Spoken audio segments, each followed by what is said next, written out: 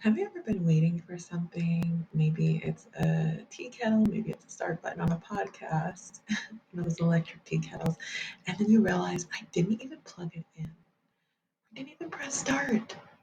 Well, that's what life's like when you don't have that initial connection, whether it is with a friend, whether it is a romantic relationship, really romantic partners, and what we traditionally think of husband, wife, etc., or whether it is with your spirituality and connection to the Creator, the divine, which encompasses all of it. We are going to talk about how to kindle that, how to romanticize your life with the prophetic remembrance. Now, it's all about beautifying your existence, and I'm going to tell you to buckle your seatbelt here because it's going to be a bit of a wild ride. But I'm going to keep it short and sweet because I do have another podcast, 10 out of 10, Mom Will, highly recommend. Her name is Erica Josa. She just released today, this morning, really early. And it's really like free therapy, if we're being honest, because she is a very certified professional psychologist for moms. And I love her. But before that, I did want to make sure that I got this out. So buckle your seatbelts. Be sure to check out the write-up in soulmatesist.substack.com or just the key takeaways if you're like, what is the quick and dirty outline of what we're going to be talking about here? I'll be including that. But for those who are not subscribed, you can check out the description as well, and you'll have all those key takeaways from this podcast for how to soften into mercy and grace in your everyday. Without further ado, let's get into it now. I do want to say what it's not. So, romanticizing your life with the prophetic remembrance gets a lot of eye rolls, romance period, when it comes to our traditional authorities in our community, Muslim community. Let's just say that.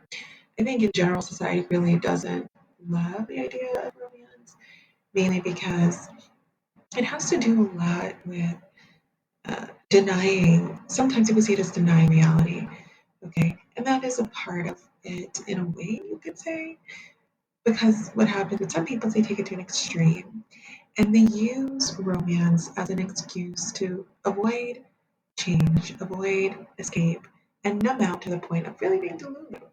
And it's avoiding necessary actions. So this is not to put lipstick on a pig, right? If we're facing everyday situations that are not acceptable, and only you really know that by your non-negotiables, anything harmful is naturally going to be something you'd put on there. Anything that, there's some things that are just deal breakers. So when you have those situations and you're romanticizing them, that's where we get into dangerous territory.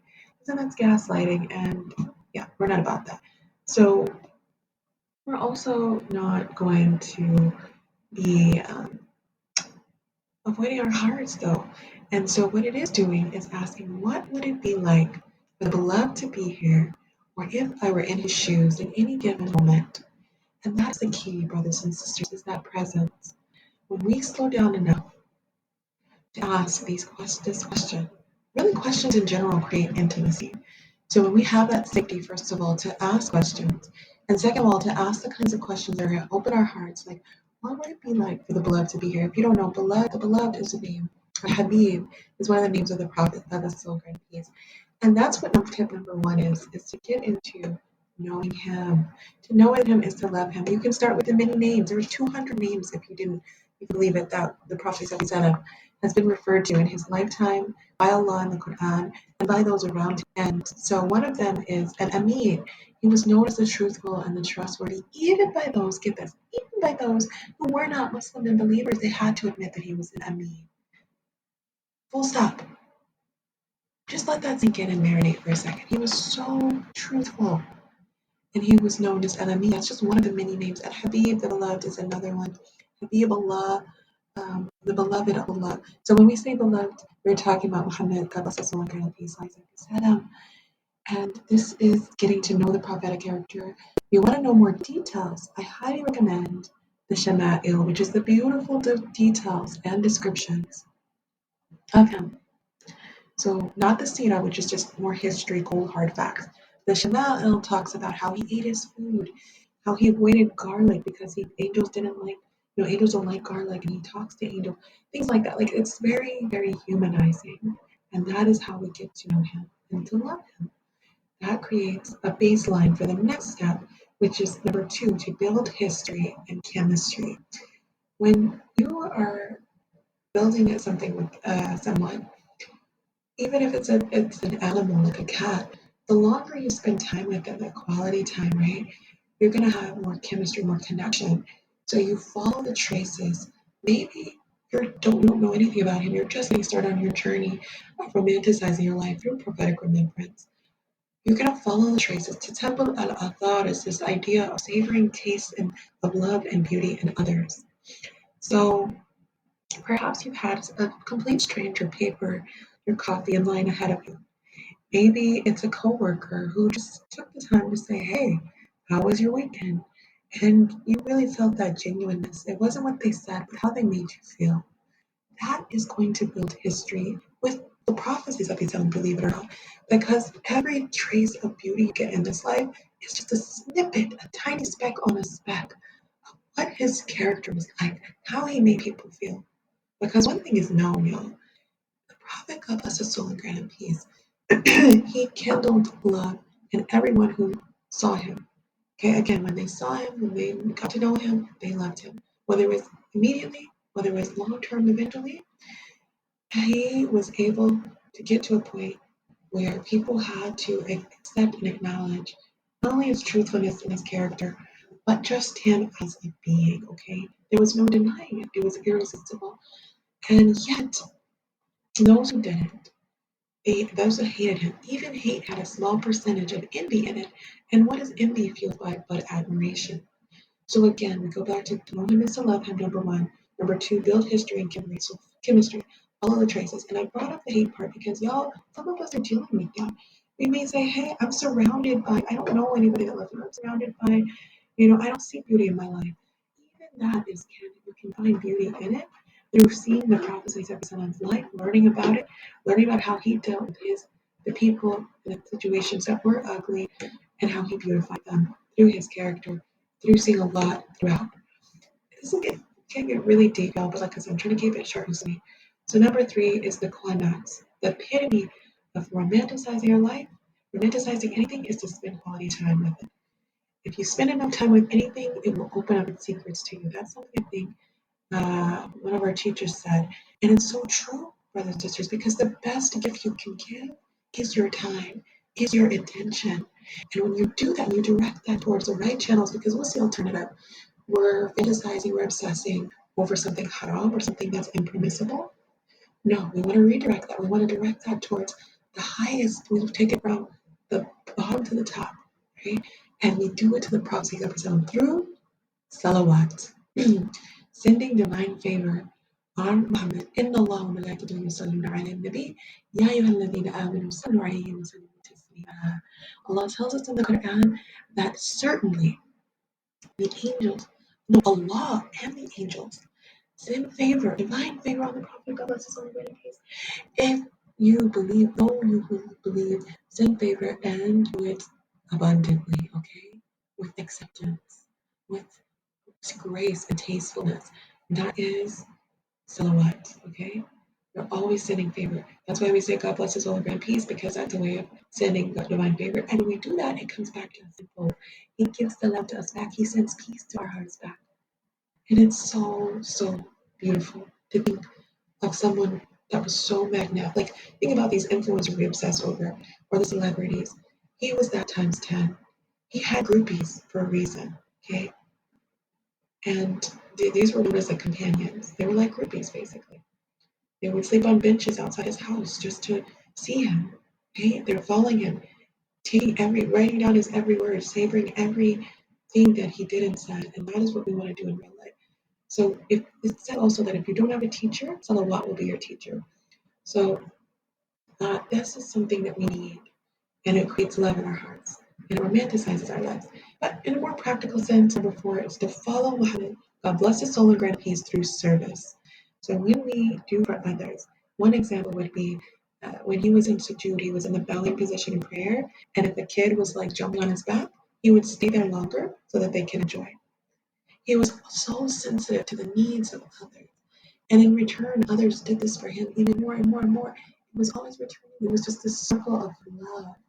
and mercy and of just being able to exhale and let down your guard, but also still have that sense of uh, consideration for one another. It was a true community that the Prophet ﷺ kindled through his own devotion and sincerity to the divine because people didn't feel like they were always being asked something from him. He never asked anything really from people in the way of, um, taking advantage of them. They were always coming back for their own good and for their highest good. I guess I can't tell you and emphasize enough. Get to know the Prophet God is so incredible. Start with his names. Get to know what he was like. Fall in love and see that in any and every little piece and snippet of your own life.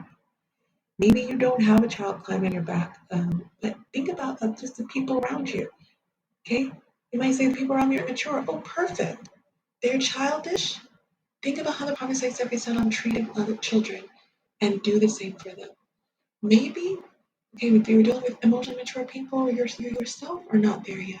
You find yourself not, wanting to be petty or whatever. Maybe petty, right, as they call it.